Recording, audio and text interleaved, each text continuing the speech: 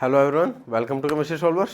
तो आज थोड़ी बातचीत कर लेते हैं कि आपके मुश्किल से 25 दिन बचे हैं। उन 25 दिनों में आपकी क्या स्ट्रेटेजी होनी चाहिए, आपको किस हिसाब से तैयारी करनी चाहिए, क्या करना चाहिए, क्या नहीं करना चाहिए।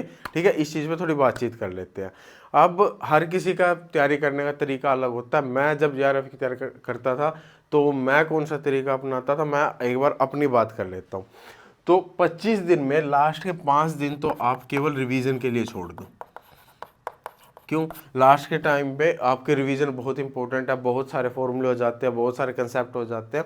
तो एक बार पूरे सिलेबस की रिवीजन की बहुत ज़रूरत होती है। तो लास्ट के 5 दिन में आप केवल रिवीजन करोगे और कुछ नहीं करोगे। ठीक है, उसके बाद बचते हैं 20 दिन। अब इन 20 दिन में क्या करो, मोटे मोटे से 20 चैप्टर डिसाइड कर लो अपने।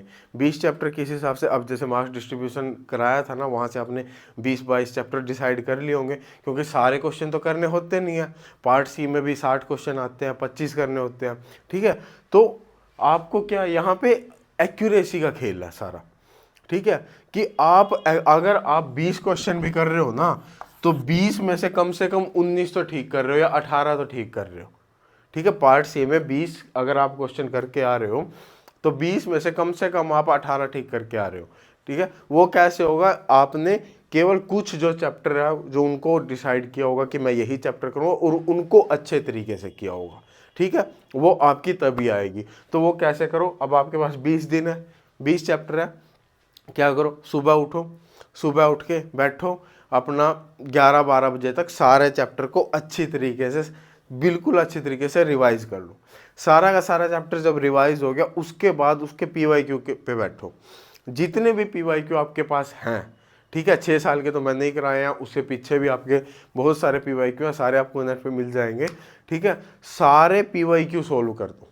ठीक है, रीसेंट एग्जाम से उल्टा चलो, सारे के सारे PYQ सोल्व करो। सारे के सारे PYQ आपने सोल्व कर दिए, उसके बाद शाम को बैठो, शाम को बैठ के देखो कि कौन कौन से आपके क्वेश्चन गलत हुए हैं और क्यों गलत हुए हैं, क्या क्या उनमें गलती हुई है, कहाँ कहाँ आपकी अप्रोच गलत थी।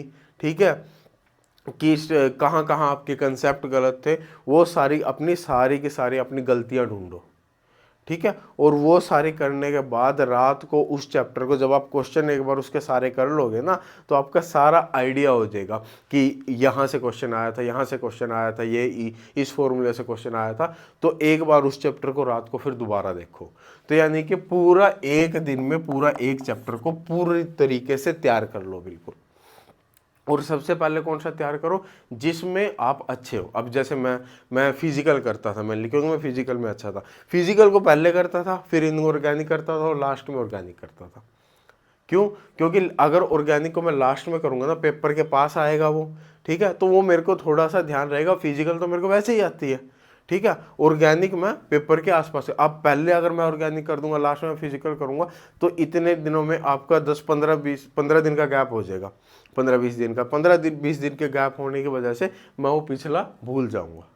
तो पहले वो करो जो आपको अच्छी तरह आता है, और उसमें आपका थोड़ा कॉन्फिडेंस भी आएगा कि हाँ ये मेरे को आता है, इस चैप्टर से मेरे इतने क्वेश्चन ठीक हो गए, इस चैप्टर से मेरे इतने क्वेश्चन ठीक हो गए। तो वहाँ से वो चीज़ें आपको आती भी हैं। ठीक है, तो पहले आप वो सब्जेक्ट करोगे जो आपको आता है, और एक दिन में एक चैप्टर को सुबह रिवाइज करो, सारे PYQ करो, शाम को उसमें देखो सारा। ठीक है, सारा देख के कहाँ कहाँ गलती हुई, सारी गलतियाँ ढूंढो, और उसके बाद उस चैप्टर को दोबारा देखो। ठीक है, हाँ। और जैसे कुछ चैप्टर हो गए, पॉलीमर हो गया, सरफेस हो गया, फेज हो गया। ठीक है, इनको पूरे दिन की ज़रूरत नहीं है।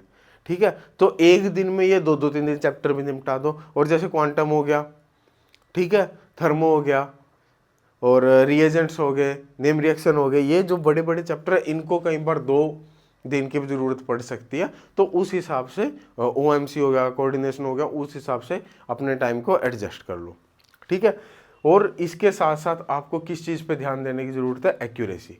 एक्यूरेसी मैंने बताया था कि एक्यूरेसी होनी यहाँ पे आपकी बहुत ज़्यादा ज़रूरी है। तो ट्राई करो जितने क्वेश्चन कर रहे हो आपके सारे के सारे ठीक हो। एक्यूरेसी पे ध्यान दो, टाइम मैनेजमेंट पे थोड़ा ध्यान दो। ठीक है, आपके शॉर्ट्स आ रहे हैं, यूनिट कन्वर्जन के शॉर्ट्स आ रहे हैं, कुछ शॉर्ट ट्रिक के भी आपके शॉर्ट्स आएंगे। ठीक है, तो उन शॉर्ट ट्रिक पे ध्यान दो, अपना टाइम को मैनेज करो।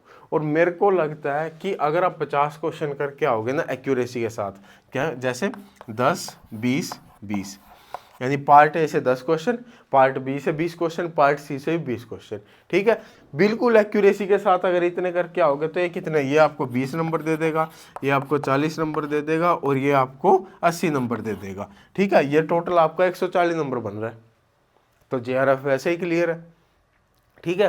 तो डिसाइड कर लो कि मेरे को पार्ट बी से, हालांकि 40 क्वेश्चन आ रहे लेकिन मेरे को तो 20 ही करने हैं, लेकिन 20 वो करने हैं जो मेरे को अच्छी तरीके से आते हैं, ठीक है। और 20 कौन से होंगे, वो जो आपने 20 चैप्टर डिसाइड किए होंगे उनमें से वो 20 क्वेश्चन होंगे। ऐसे ही पार्ट सी में 60 क्वेश्चन आते हैं, 60 में से आपको 20 करने हैं, ठीक है, 60 में से 20 करने हैं, तो इजीली कर सकते हो आप, है ना, अगर आप कुछ चैप्टर डिसाइड करोगे और उन्हीं को अच्छे तरीके से तैयार करोगे, ठीक है।